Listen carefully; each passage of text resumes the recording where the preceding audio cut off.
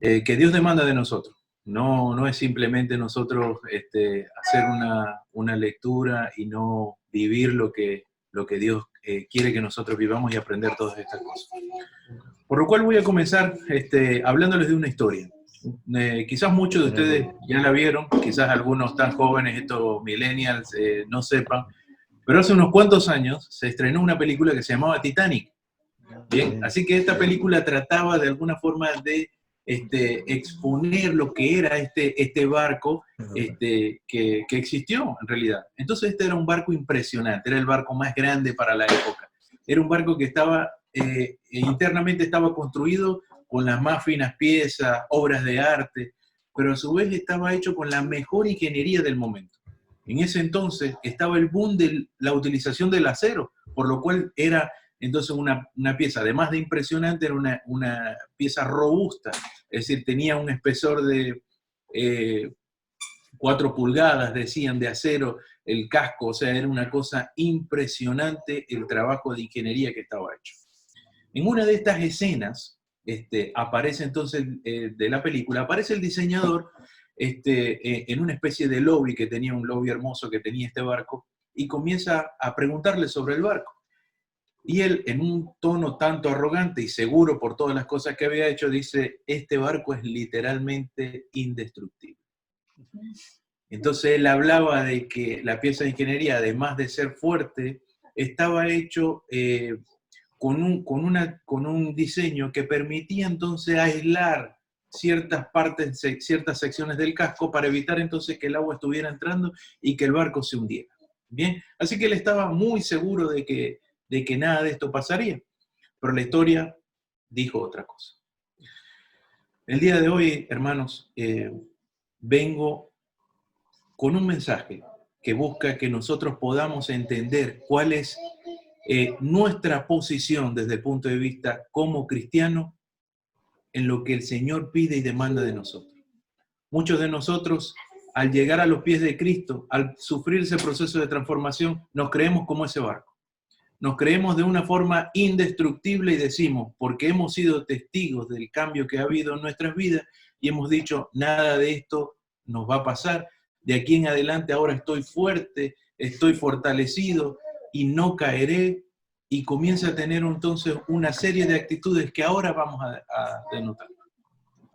Por así decirlo, cuando estudiaba este texto, recordaba cuando hace unos años, hace casi 12 años, cuando me operaron de un tumor que tenía en el cerebro, y al despertar el doctor me explica, lo sacamos todo, pero quedó una parte, dice. Entonces, Dios trae hoy en su palabra para explicarnos cómo es ese proceso que nosotros pasamos al ser transformados y al ser restituidos entonces bajo la gracia del Señor. Le voy a pedir entonces a mis hermanos que me acompañen ahora entonces en el libro de Romanos, capítulo 7, por favor. Voy a tratar de concentrar este mensaje en el capítulo 7 de Romanos, por lo cual no se desvíen de allí y nos acompañan entonces en la lectura.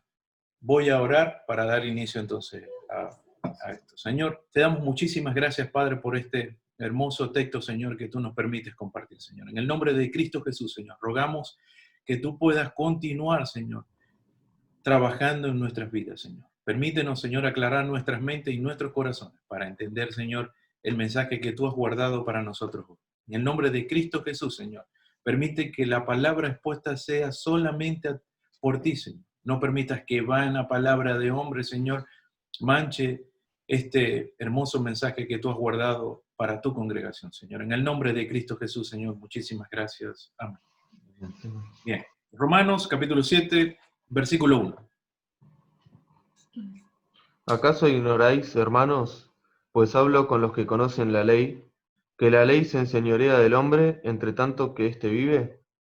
Porque la mujer casada está sujeta por la ley al marido mientras éste vive, pero si el marido muere, ella queda libre de la ley del marido. Así que si en vida el marido se uniere a otro varón, será llamada adúltera, pero si su marido muriese, es libre de esa ley, de tal manera que si se uniere a otro marido, no será adúltera. Así también vosotros, hermanos míos, habéis muerto a la ley mediante el cuerpo de Cristo, para que seáis de otro, del que resucitó de los muertos, a fin de que llevemos fruto para Dios. Porque mientras estábamos en la carne, las pasiones pecaminosas que eran por la ley obraban en nuestros miembros, llevando fruto para muerte. Pero ahora estamos libres de la ley, por haber muerto para aquella en que estábamos sujetos, de modo que sirvamos bajo el régimen nuevo del Espíritu y no bajo el régimen viejo de la letra. Perfecto. Comienza entonces Pablo, haciendo la introducción de este capítulo.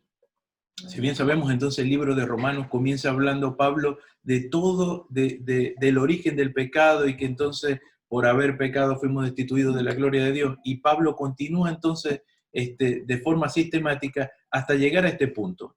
En el capítulo 7, Pablo hace una pequeña introducción haciendo una analogía del matrimonio. Pablo no está explicando acá que la única forma de que una mujer pueda volver a casarse es que su esposo muera. No. Pablo está usando esa situación como una analogía y decir, bueno, así como nosotros en algún momento estábamos siendo esclavos del pecado, entonces estamos sujetos a la ley. ¿Y qué quiere decir esto? Que si nosotros siendo sujetos a la ley, para nosotros la paga que deberíamos recibir es la muerte. Y la única forma de salvarnos de esa condenación es que nosotros literalmente estemos muertos hacia esa ley y poder entonces venir a ser vivos hacia la gracia de Dios. Entonces él está utilizando esto. A través de la muerte de Jesucristo, nosotros ahora somos hechos nuevas personas y por ese proceso de reconversión nosotros dejamos de ser entonces deudores de la antigua ley, de la ley del hombre, a ser entonces deudores de la gracia de Cristo. Entonces, eso es lo que trata de explicar de alguna forma a ese pueblo que estaba tan inquieto por conocer entonces cómo era el funcionamiento de la ley bajo la gracia de Jesucristo en el sacrificio que había hecho. Bien, entonces dice, ahora nosotros no estamos sujetos a la ley del pecado, sino que estamos sujetos a la gracia de Dios. Bien, así que Pablo continúa entonces en este mismo capítulo 7, diciendo, ¿qué diremos pues? ¿La ley es pecado? En ninguna manera. Pero yo conocí el pecado sino por la ley, porque tampoco conociera la codicia si la ley nos dijera, no codiciarás. Pablo lo que está diciendo, o trata de explicar entonces a continuación del capítulo, es en la aparición de la ley, la aparición de estas leyes que nosotros conocemos entonces en el Pentateuco, comienzan entonces a desarrollar, no es que nace el pecado a través de eso, sino que comienza a desarrollarse una rebeldía por ir a imponerse en contra de las reglas que se estaban poniendo. Entonces, esta rebeldía es la que comienza entonces a hacerse visible a través de estos tiempos. Entonces, él comienza con una argumentación a decir, ¿acaso la ley es pecado? No. Pero es la rebeldía y el pecado interno que existe en nosotros, es lo que comienza entonces a aflorar ante esta situación. Y voy a parafrasear un poco. Más adelante Pablo continúa hablando de este dilema y se produce como lo que pudiéramos llamar entonces una dicotomía entre el espíritu, que ahora vive en nosotros siendo creyente, y el pecado de la carne. Por eso, más adelante en el versículo donde dice,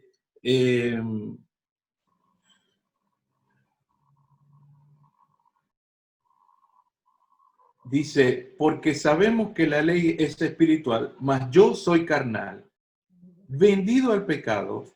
Estoy leyendo del 14, perdona.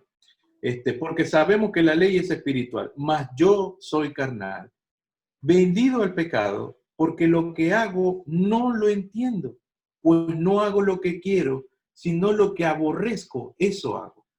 Y si hago lo que no quiero, esto hago, apruebo que la ley es buena. De manera que ya no soy yo quien hace aquello, sino el pecado que mora en mí.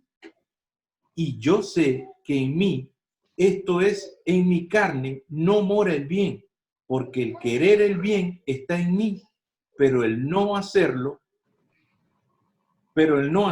porque no hago el bien que quiero, sino el mal que no quiero, eso hago. Y si hago lo que no quiero, no lo hago yo, sino el pecado que mora en mí. Fíjense que Pablo, entonces, en esto que trato de explicarle como la dicotomía del pecado, él está hablando desde, yo tengo la voluntad de querer hacer ciertas cosas, pero es el pecado que mora en mí. Por eso él hace una pequeña y sutil diferencia que nosotros entendemos. No lo que yo, y utiliza el yo para hacer la diferencia entre lo que sería la parte espiritual y mora en mí, como sería el cuerpo, y que es lo que tiene de alguna forma esta condenación y el pecado. Y yo les pregunto a ustedes, mis hermanos, ¿se sienten ustedes ahora como ese barco, el Titanic que yo describía, y ustedes se sienten ahora fortalecidos en el Señor y libres de pecados? ¿Pueden decir ustedes ahora, yo he pasado esa batalla y me siento ahora tranquilo y confiado de que el Señor me ha dado las herramientas y una coraza como las 4 pulgadas de espesor que podía tener entonces ese barco, el casco de ese barco para evitar que se hundiera? Hermano, siendo Pablo lo que vino a hacer, el mismo Pablo que dijo, yo vine a completar la obra de los 12 que vinieron ante mí y la obra de Jesucristo, ese mismo Pablo está hablando de una lucha que tiene él. Y yo les vengo de alguna forma a hablar de esos pecados sutiles que nosotros podemos tener y que hacen vida en nosotros y que vienen a afectar nuestro comportamiento y por ende el testimonio de Cristo. Y yo, haciendo un análisis, una retrospectiva de lo que Pablo comienza a decir aquí es, yo quiero hacer, es decir, a través del Espíritu, él siente la necesidad de honrar al Señor. Es decir, Pablo está describiendo una persona que vive en total conflicto día a día de lo que él quiere hacer y de lo que en realidad su cuerpo hace. Es decir, yo quiero vivir para la gloria y honra del Señor, pero mi cuerpo me hace traicionar ciertas cosas de lo que Dios habla. Sin darnos cuenta, nosotros comenzamos, y cito un libro interesante que comencé a leer, que se llama Pecado Respetable. Sin darnos cuenta, nosotros utilizamos la ley para darle matices al pecado y decir, bueno, estos pecados como el asesinato, estos pecados como la violación, yo no los cometo, por lo cual puedo cometer uno que otro pecado respetables. Y esos pecados respetables pueden de alguna forma trabajar en nuestro barco e ir inundando cámara a cámara, como le fue pasando entonces al Titanic, y hacernos caer. Y usted dirá, bueno, hermano, pero yo me siento bien. Yo le digo, hermano, si usted no está en una lucha constante, detectando cuáles son las fallas que lo hacen a usted alejarse del modelo que Dios quiere para nosotros, entonces usted tiene un problema. ¿Es usted ese tipo de personas que dice, no me importa lo que diga la gente? Si es así, déjeme decirle que eso es un pecado. ¿Es usted ese tipo de personas que dice, necesito que me escuchen porque siempre tengo algo que decir? Eso también es pecado. Y ese tipo de pecado comienzan a derivar entonces en problemas que nosotros se lo añadimos a otras cosas como la situación en la que estamos viviendo y podemos decir, bueno, ahora yo me siento deprimido, pero si yo soy una persona que todo el tiempo busca ser escuchado o que busca siempre la afirmación o confirmación de lo que yo sé, cuando no lo tengo, yo comienzo entonces a afectar mi testimonio y comienzo a decir, bueno, pero si yo sé todas estas cosas, ¿por qué a mí no se me considera? Y derivamos entonces en una ansiedad, y esa ansiedad puede derivar en esta enfermedad muy común ahora que es la depresión. Pero de igual forma, hermano, nosotros podemos incluso hasta con ciertas doctrinas podemos caer en pecado. Yo puedo creer en la doctrina de la salvación y decir, la obra que el Señor ha hecho en mí, que ha iniciado en mí, Él la terminará. Por lo cual yo creo que Dios ya me hizo salvo. Pero si yo creo eso y comienzo a juzgar por encima de otras doctrinas a otras personas, entonces también estoy cometiendo pecado. Si yo comienzo entonces también a hacer diferencia sobre otros hermanos y no veo como que su comportamiento forma parte de ese pecado que viene arrastrando, de esa recidiva, dirían los médicos, para decir esa pequeña porción de cáncer que queda entonces dentro del cuerpo de los hombres cuando lo operan. Entonces yo también estoy cometiendo pecado de acepción de personas. Hermano, es tiempo que nosotros nos sentemos y analicemos lo que realmente estamos haciendo con nuestras vidas. Es necesario que todos los días nosotros dediquemos un tiempo a definir qué es lo que está mal en nosotros y desecharlo. Pablo continúa más adelante diciendo, cuando termina hablando de alguna forma de esta dicotomía que él existía, comienza diciendo, miserable de mí, ¿quién me librará de este cuerpo de muerte? Los estudiosos hablan que esa afirmación o esa expresión que utiliza Pablo es porque en un pueblo cerca de Tarso había una tribu que cuando una persona era acusada de homicidio, el cuerpo se le amarraba al homicida para que la carne en descomposición lo fuera matando lentamente por infección. Hermano, buen ejemplo para que nosotros entendamos lo que significa esto. Esos pecados respetables, esos pecados sutiles, son los que van carcomiendo entonces nuestra fe.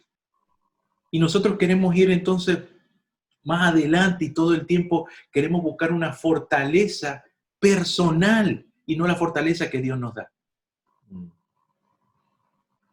Resumo un poco y más adelante Pablo comienza diciendo entonces, comienza dando la respuesta al final. Les pido un poco de perdón, lo que pasa es que la luz acá al final del capítulo 7, Sí, ¿qué versículo? Los últimos 4 versículos. Dice, porque según el hombre interior me deleito en la ley de Dios, pero veo otra ley en mis miembros que se rebela contra la ley de mi mente y que me lleva cautivo a la ley del pecado que está en mis miembros. Miserable de mí, ¿quién me librará de este cuerpo de muerte? Gracias doy a Dios por Jesucristo Señor nuestro, así que yo mismo con la mente sirvo a la ley de Dios, mas con la carne a la ley del pecado. Bien, así que continúa Pablo diciendo, dando la respuesta de lo que esto significa en el 8, dice, ahora pues, ninguna condenación para los que están en Cristo Jesús, los que no andan conforme a la carne, sino conforme al Espíritu, porque la ley del Espíritu de vida en Cristo Jesús me ha librado de la ley del pecado y de la muerte. Pablo dice, ahora no seré condenado por esas acciones, pero él se aferra entonces al Espíritu para poder conseguir. Y yo le digo, hermanos, para finalizar, ¿cuántos de nosotros estamos trabajando para el crecimiento espiritual? Nosotros también sabemos que la palabra nos dice que entre más pecado exista entonces en nuestra vida, por muy sutil, para Dios no existe matices de pecado o escalas de pecado. Por muy sutil que sea ese pecado que esté en nuestra vida, eso nos va a ir debilitando y contristando al Espíritu. ¿Cuántas veces nosotros estamos orando realmente como enseñó Jesucristo en Juan capítulo 17? Estamos orando nosotros también por protección a esas cosas que no dependen de nosotros, sino del pecado que mora en nosotros. Estoy escuchando entonces lo que dice mi corazón o estoy buscando consejos de aquellas personas que me rodean. Me estoy dejando arrastrar por estos deseos que de alguna forma resaltan esa actitud pecaminosa en mi vida. Hermano, yo quiero dejarlos con esta reflexión. No dejen que se les hunda el barco como pasó con el Titanic. No dejen que llegue entonces en un momento y ustedes se puedan sentir quebrantados. Si nosotros, y no hablo de situaciones temporales, pero si nosotros estamos enfocados en el Señor, nosotros vamos a poder sortear estos conflictos que nos esperan. Y quiero decirles, si ustedes recuerdan, dentro de esa misma película estaban los músicos que mientras el barco se hundía y se partía en dos, ellos estaban calmados, tocando la música. Y yo les pregunto, ¿qué van a hacer ustedes cuando les llegue entonces una tormenta? ¿Ustedes van a salir corriendo despavoridos a tirarse de fuera del barco? ¿O ustedes van a estar calmados porque Dios, que ese mismo que dice Pablo en Filipenses 4:9, dice que nos va a dar una paz que sobrepasa cualquier entendimiento, los va a sustentar? Si usted quiere que eso le suceda, hermano, debemos enfocarnos entonces en la palabra de Dios y renunciar poco a poco, como lo viene diciendo Pablo, a nosotros mismos, para poder decir lo mismo que dijo Pablo en Gálatas 2:20. Con Cristo estoy justamente crucificado, mas no vivo yo, mas vive Cristo en mí. Dios les bendiga, mis hermanos.